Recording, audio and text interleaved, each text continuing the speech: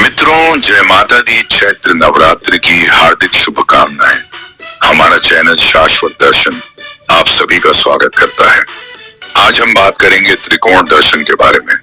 भारत का मध्य भूभाग, राज्य उत्तर प्रदेश, मध्य प्रदेश और छत्तीसगढ़, इन सभी राज्यों में फैली पर्वत श्रृंखला विंध्य पर्वत श्रृंखला के नाम से जानी जाती है। मुख्य रूप से उत्तर प्रदेश के मिर्जापुर जिले को विंध्य क्षेत्र कहा जाता है। विंध्य पर्वत के उत्तरी किनारे के तलहटी से मां गंगा तीर्थराज प्रयाग से होते हुए भोलेनाथ की नगरी काशी की ओर बहती जाती है। इस विंध्य क्षेत्र को विंध्याचल के नाम से जाना जाता है। यहाँ का प्राकृतिक सौंदर्य बड़ा ही मनोरम और मनमोहक है। जहाँ एक ओर कल कल बहती हुई माता गंगा इस भूमि को पावन करती, वहीं दूसरी ओर हरी भरी वादियां और जंगल के बीच में झरझर बहते झरने नैसर्गिक सौंदर्य जीवंत दर्शाते हैं। सच में प्रकृति माता है और जीवन है। यही वजह है कि विंध्य पर्वत आद्य शक्ति मां भवानी देवी दुर्गा को निवास करने के लिए चयन करना पड़ा और माता जगदम्बा का नाम विंध्यवासिनी हो गया। धन्य हो गया यह विंध्य पर्वत और विंध्य क्षेत्र, जहां माता जगदम्बा स्वयं सशरीर आज भी निवास करती है। विंध्याचल में हम सभी लोग जिस मूर्ति की हजारों वर्षों से पूजा करते हैं, उसे किसी शिल्पकार ने नहीं बनाया है, बल्कि स्वयं ही उत्पत्ति हुई है। ऐसी मान्यता वहां के पंडित और पुजारी की है। यह कोई शक्तिपीठ नहीं है। माता जगदम्बा अपने पूर्ण स्वरूप के साथ आज भी यहाँ विद्यमान और विराजमान है। पौराणिक मान्यताओं के अनुसार देवी दुर्गा महिषासुर राक्षस का वध करने के पश्चात यहीं पर आकर विश्राम करने लगी और आज भी यही निवास कर रही है। ऐसा वर्णन मार्कंडेय पुराण में कहा गया है। यहाँ पर माता महालक्ष्मी जी के विंध्यवासिनी स्वरूप की पूजा होती है। पौराणिक मान्यताओं के अनुसार यहाँ पर 3 महादेवियों का निवास स्थान है और यहाँ पर त्रिकोण दर्शन की मान्यता है। अर्थात जब तक आप तीनों महादेवियों के दर्शन प्राप्त नहीं करते, तब तक आपके दर्शन पूर्ण नहीं होंगे। इसीलिए त्रिकोण दर्शन कहा गया है। देवी भागवत और श्री दुर्गा सप्तशती में भी इस बात का वर्णन है, जहाँ बार बार 3 महादेवियों का नाम आता है, माता महालक्ष्मी महाकाली और माता महासरस्वती। चलिए विंध्यवासिनी माता के बारे में कुछ और बातें कर लेते हैं। इसके बाद आगे बढ़ते हैं। काली गुफा मंदिर। माता विंध्यवासिनी का दरबार सुबह 4 बजे से रात 11 बजे तक खुला रहता है। बीच में दोपहर को 1 बजे के आसपास थोड़ी देर के लिए कपाट बंद होता है। यहाँ देश के कोने कोने से लाखों श्रद्धालु दर्शन और आशीर्वाद प्राप्त करने के लिए आते हैं, क्योंकि यहाँ माता का बहुत बड़ा सिद्ध पीठ है।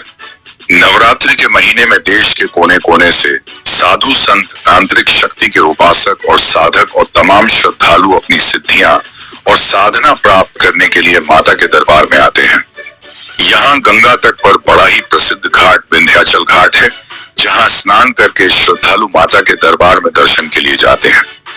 आज भी यहाँ माता की सुबह मंगला आरती, दोपहर को राजश्री आरती, शाम को संध्या दीप आरती और रात्रि को सयन आरती, चारों आरती नियमित होती है।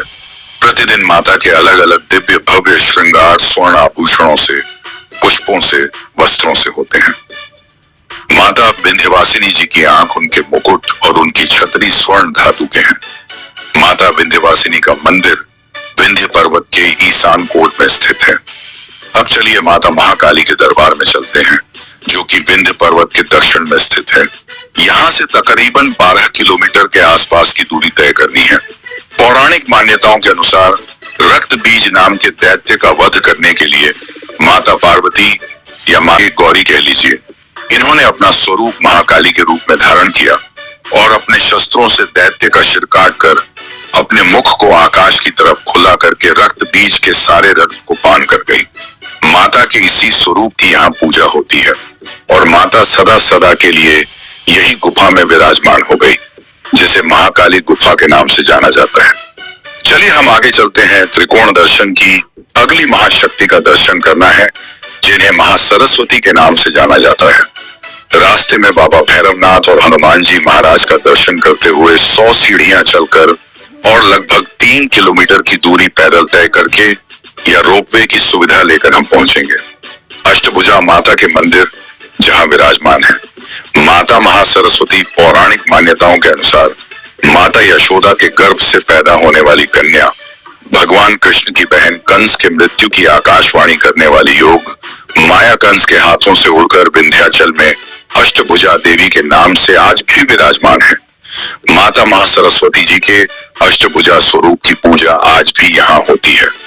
इतना दर्शन करने के पश्चात अब आपका त्रिकोण दर्शन सफल हुआ और पुण्य फल की प्राप्ति भी होगी, क्योंकि आप सभी को 3 महादेवियों के दर्शन और आशीर्वाद प्राप्त हुए। पूरे भारत में मात्र यही एक स्थान है जहाँ 3 महादेवियों जो कि सशरीर विराजमान है, एक अनोखा सिद्ध पीठ भक्तों का कल्याण करने वाली मोक्षदायिनी शक्ति स्थल है। अब बात करते हैं दर्शनार्थी और श्रद्धालुओं के रहने की व्यवस्था के बारे में। तो अष्टभुजा मंदिर और काली गुफा रात्रि निवास करने लायक नहीं है, क्योंकि थोड़ा निर्जन हो जाता है। निवास करने के लिए विंध्याचल धाम उचित है। इस नगर में आपको सस्ते कीमत में होटल और धर्मशालाएं उपलब्ध हो जाएंगी। बात करते हैं यहाँ आने के लिए। तो यहाँ आने के लिए सबसे नजदीक में मिर्जापुर रेलवे स्टेशन है, जो कि यहाँ से 8 किलोमीटर की दूरी पर है। वाराणसी रेलवे स्टेशन है, जो कि 65 किलोमीटर की दूरी पर है। प्रयागराज रेलवे स्टेशन है, जो कि लगभग 87 किलोमीटर की दूरी पर है। इन तीनों स्थान पर आने के लिए आपको 3 पहिया और 4 पहिया वाहन उचित कीमत पर प्राप्त हो जाती है। अभी बात करते हैं मंदिर के इंफ्रास्ट्रक्चर की। कहा जाता है विंध्य कॉरिडोर लगभग 335 से 500 करोड़ लागत के निर्माण से माता विंध्यवासिनी दरबार का दिव्य और भव्य जीर्णोद्धार हुआ है। 4 कॉरिडोर हैं। कॉरिडोर की चौड़ाई 50 फीट, पक्की सड़कें, अंडरग्राउंड नाला तथा संपूर्ण मंदिर परिसर सफेद और गुलाबी संगमरमर पत्थरों से निर्माण हुआ है। जयपुर के शिल्पकारों द्वारा नक्काशी की गई स्तंभ चारों प्रवेश द्वार पर लगे हैं। पूरा मंदिर परिसर गुलाबी नक्काशीदार पत्थरों से सुसज्जित बड़ा ही दिव्य और भव्य लग रहा है। रात्रि के समय दूधिया और रंग बिरंगी बिजली की रोशनी मंदिर और मंदिर का परिसर और भी सुंदर लगता है और सबसे सुंदर और मनमोहक लगती है। माता विंध्यवासिनी चैत्र नवरात्रि आ गया है।